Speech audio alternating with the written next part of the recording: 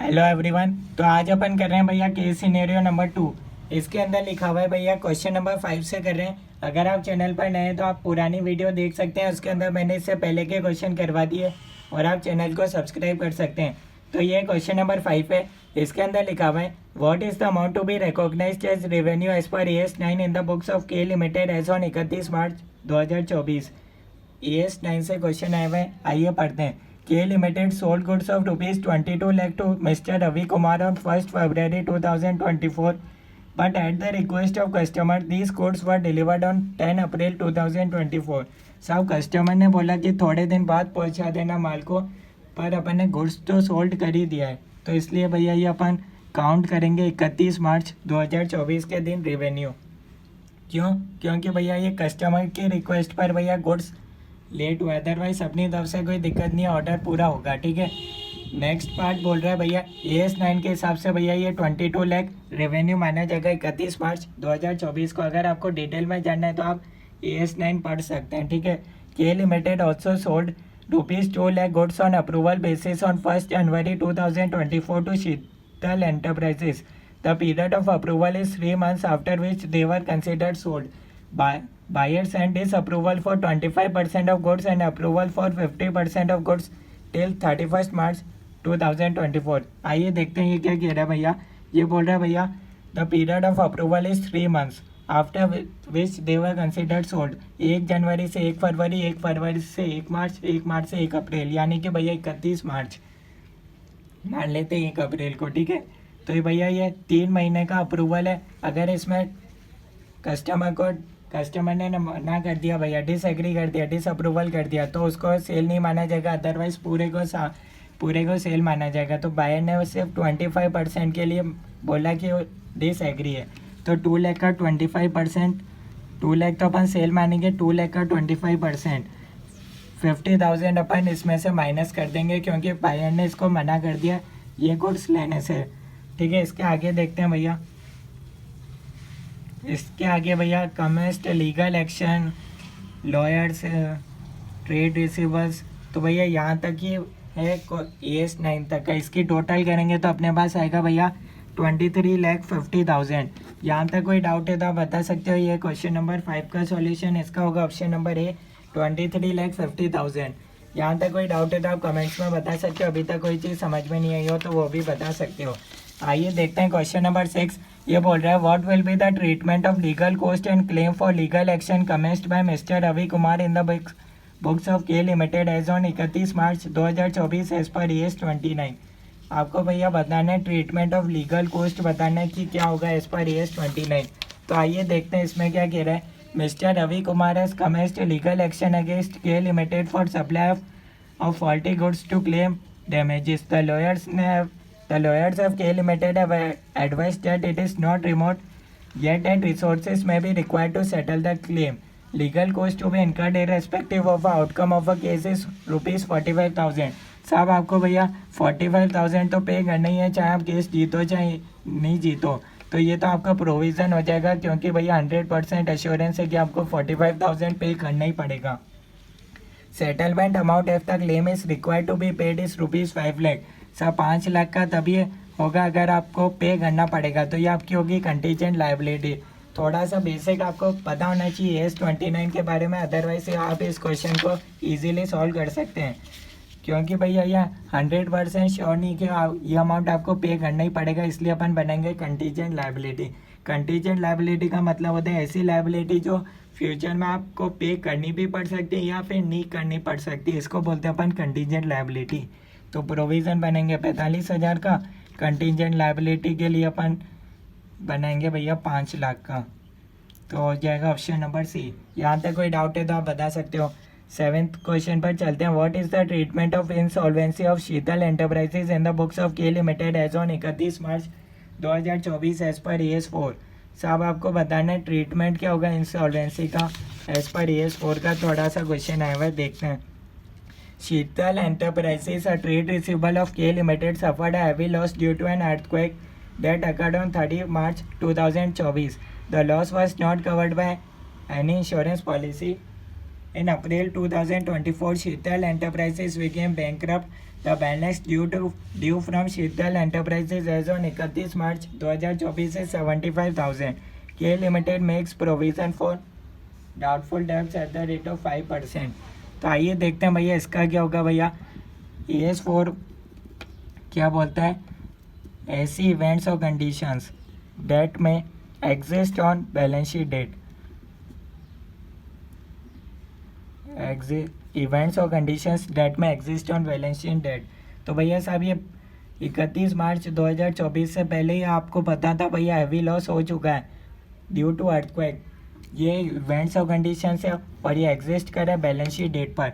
तो साहब इसको अपन ये होगा एडजस्टिंग इवेंट।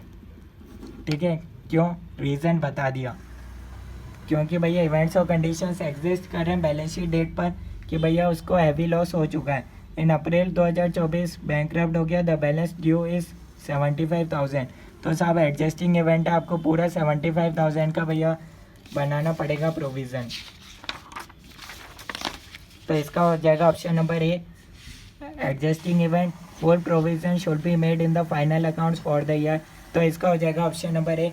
यहाँ तक कोई डाउट है तो आप कमेंट्स में बता सकते हो, कोई चीज़ समझ में नहीं आई हो तो ये था भैया केस सिनेरियो नंबर 2 पूरा हो चुका है।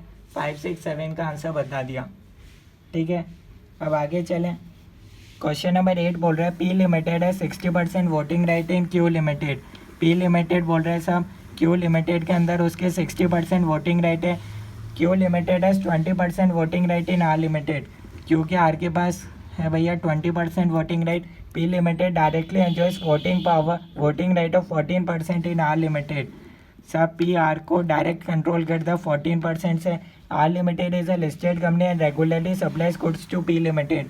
ठीक है भैया, कनेक्शन तो है पी और आर का। ठीक है, the management has not disclose the management of R limited has not disclose its relationship with P limited while preparing financial statements of P Limited, which entities would you disclose as related parties with reference to AS 18। तो यहाँ आप देख सकते हो भैया 60 का 20%, 12% आप indirectly control कर रहे हो। टोटल आप 26%, मोर देन 20% आप कंट्रोल कर रहे हो भैया। तो ये आपका भैया क्यू एंड आर लिमिटेड दोनों आपकी हो जाएगी रिलेटेड पार्टी। चाहे आप डायरेक्टली कंट्रोल नहीं कर रहे पर इनडायरेक्टली तो आप कंट्रोल कर ही रहे हो। तो इसका हो जाएगा ऑप्शन नंबर सी। ठीक है, कनेक्शन भी आपका ठीक है तो 26% है। तो ये आपका हो जाएगा option number C, Q limited and R limited. ठीक है, आइए देखते हैं question number 9।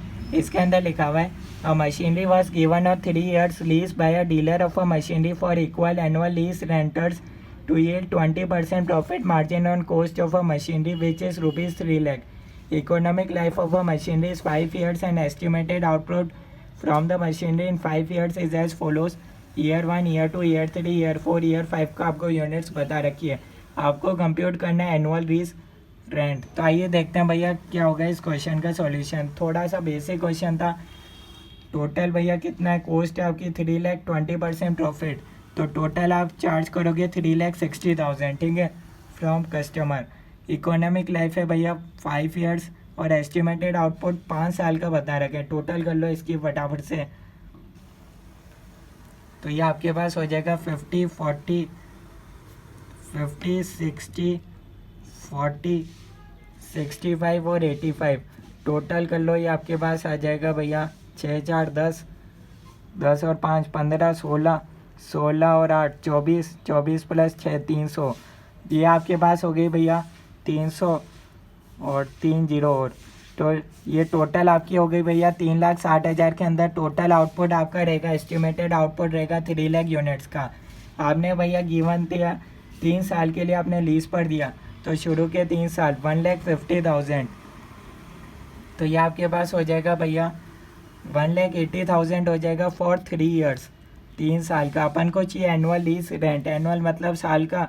1,80,000 divided by 3, 60,000 is the answer. कोई डाउट है आप बता सकते हो, अभी तक कोई चीज़ समझ में नहीं आई हो तो।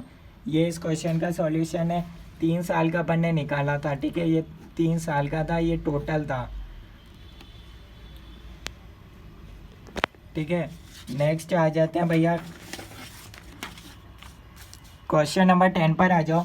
ए limited as 1,50,000 shares of common stock outstanding on 1 April 2023। ये आपको बता रखा है भैया आपके पास थे। ये तो बहुत ही आसान क्वेश्चन है। लास्ट लाइन पढ़ो। Calculate the weighted average number of shares outstanding at the year ended 31 March 2024। 31 मार्च को कितना आपके आउटस्टैंडिंग थे? 1,50,000 शेयर्स आपके 12/12 यानी कि पूरे साल आउटस्टैंडिंग रहे 1,50,000। उसके आगे लिख रखा है additional 50,000 shares for issued on 1 नवंबर 2023। 50,000 आपने नवंबर में इशू करे। नवंबर, दिसंबर, जनवरी, फरवरी, मार्च, 5, ठीक है। And 32,000 shares for bought back on 1 February 2024। 32,000 shares को अपन ने बॉट कर लिए 2 महीने पहले।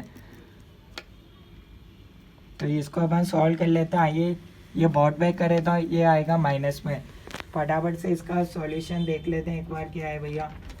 कैलकुलेट कर लो। ये आपके पास आ रहा है 20,833 और ये आपके पास आ रहा है भैया 5,333। इसको आप सॉल्व करोगे तो आपके पास आ जाएगा भैया आंसर 1,65,500। इसका हो जाएगा ऑप्शन नंबर बी। यहाँ तक कोई डाउट है तो आप बता सकते हो। अगर आपने चैनल सब्सक्राइब नहीं किया तो कर सकते हो। ये इस क्वेश्चन का सॉल्यूशन है, ठीक है।